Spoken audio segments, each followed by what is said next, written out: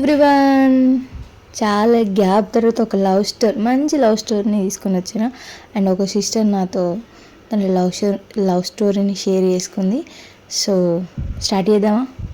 And start చేసే ముందు మన వీడియోస్ని కనుక ఫస్ట్ టైం చూస్తే నేను కొత్తగా స్టార్ట్ చేసిన వీడియో కనుక నచ్చినట్టయితే లాస్ట్లో మాత్రం లైక్ కొట్టడం మర్చిపోవద్దు. అండ్ లవ్ స్టోరీ స్టార్ట్ చేద్దాం. నా నేమ్ అమ్ములు. నేను ఇంటర్ ఫస్ట్ ఇయర్లో ఉన్నప్పుడు తను నన్ను మా కాలేజీలో చూసి తర్వాత ఇలాను నా ఇన్స్టా ఐడియా తెలుసుకొని నాకు ఒక మెసేజ్ చేశాడు. ఫస్ట్లో నేను ఆ మెసేజ్ని పట్టించుకోలేదు. తర్వాత తను నిన్ను మీ కాలేజ్ దగ్గర చూశాను అది ఇది అని డైలీ ఏదో ఒక మెసేజ్ చేస్తూనే ఉండేవాడు. సో ఒక 3 days తర్వాత నేను తన మెసేజ్కి రిప్లై ఇచ్చాను. నా డైలీ నేను ఇష్టం అన్నట్టు ఏదో ఒకటి చెప్తూ ఉండేవాడు. తను చూపించే కేర్ నచ్చి నేను కూడా తర్వాత బాగా మాట్లాడేదాన్ని. తను నన్ను ప్రాపర్గా ప్యాంపర్ చేసే విధానం అండ్ అవే నాకు చాలా బాగా నచ్చేది. మేబీ పాస్ట్లో నేను ఎవరితో ఇంత క్లోజ్గా మాట్లాడకపోవడం వల్ల అనుకుంటా. తను ఎప్పుడు నువ్వంటే ఇష్టం అని చెప్పేవాడు తప్ప ఐ లవ్ యూ అని ఎప్పుడు చెప్పలేదు. తను ఒకరోజు సడన్గా విల్ యూ మ్యారీ మీ అని అడిగాడు. అప్పటి వరకు నా లైఫ్లో ఎవరు ప్రపోజ్ చేయకపోవడం వల్లనో లేదా ఇన్ఫాక్చువేషన్ వల్లనో తనకి నేను కొన్ని డేస్లోనే అడిక్ట్ అయిపోయాను. తను ప్రపోజ్ చేసిన 1 week తర్వాత మనం ఫ్రెండ్స్లా ఉందాం అని అన్నాడు. అది విని నేను తట్టుకోలేకపోయాను. కానీ ఏదైతే ఏముంది, తను నాతో మాట్లాడతాడు కదా అని సరే అన్నాను. అప్పటి నుండి తను నాతో సరిగ్గా మాట్లాడేవాడు కాదు.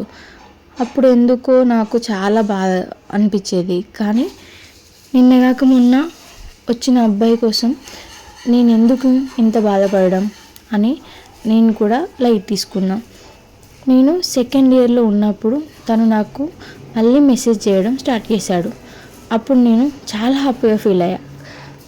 కానీ నేను ఎంత బాధపడ్డానో తనకు కూడా తెలియాలని నువ్వంటే నాకు ఇష్టం లేదు, నాకు మెసేజ్ చేయకు అని కావాలనే అనేదాన్ని. అయినా తను నువ్వంటే నాకు ఇష్టం, నేను ఇప్పుడు స్ట్రగుల్లో ఉండి ఎలాంటి డిసిషన్ అయినా నేను ఇప్పుడు తీసుకోలేను అని చెప్పాడు. మళ్ళీ ఏమైందో తెలియదు. ఒక 10 days తర్వాత నాకు మెసేజ్ చేయడం ఆపేశాడు. నేను మా సిటీలో ఉంటే తను గుర్తొస్తున్నాడని మా మామయ్య వాళ్ళ విలేజ్కి వెళ్ళాను. అక్కడ డిగ్రీలో జాయిన్ అయ్యాను. ఫస్ట్ ఇయర్లో ఉన్నప్పుడు మళ్ళీ మెసేజ్ చేశాడు. నాకు జాబ్ వచ్చేసింది, నేను అసలు వదులుకోలేను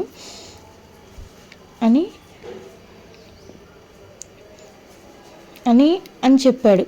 నేను నమ్మకూడదు అనుకుంటేనే మళ్ళీ నమ్మాను. కానీ ఈసారి మెసేజ్ చేయడం స్టాప్ చేయలేదు. డైరెక్ట్గా నన్ను బ్లాక్ చేశాడు. నేను తనని మర్చిపోదాం అనుకున్న ప్రతిసారి ఇలానే చేస్తున్నాడు. ఈ గ్యాప్లో నాకు చాలామంది ప్రపోజ్ చేశారు, కానీ తన ప్లేస్లో ఇంకెవరిని రీప్లేస్ చేయలేకపోయాను. నేను డిగ్రీ 2nd yearలో ఉన్నప్పుడు ఒక కొత్త నెంబర్ నుండి మెసేజ్ వచ్చింది. నాకు యాక్సిడెంట్ అయింది, నా ఫోన్ పోయింది. అప్పుడు నేను నెంబర్ కోసం చాలా సెర్చ్ చేస్తే ఇప్పటికి దొరికింది అని చెప్పాడు. తను మెసేజ్ చూసి నేను చాలా హ్యాపీగా ఫీల్ అయ్యాను. ఎందుకు ఇలా చేస్తున్నావు అని అడిగితే నో రిప్లై. తను ఈసారి నిన్ను మిస్ చేసుకోను, అప్పుడంటే నా సిచ్యువేషన్ బాగాలేక నిన్ను ఇగ్నోర్ చేశాను. నెక్స్ట్ మంత్ నేను USA వెళ్తున్నాను, సో వెళ్ళే ముందు నీ గురించి ఇంట్లో చెప్పి వెళ్తాను అని చెప్పాడు. ఒక 2 days తర్వాత మళ్ళీ బ్లాక్ చేశాడు. వాట్సాప్, ఇన్స్టా, టెలిగ్రామ్ అన్నిట్లో బ్లాక్ చేసుకున్నాడు. 4 years నుండి ఇదే రిపీట్ అవుతుంది. కానీ నేను మాత్రం తనని సిన్సియర్గా లవ్ చేశాను.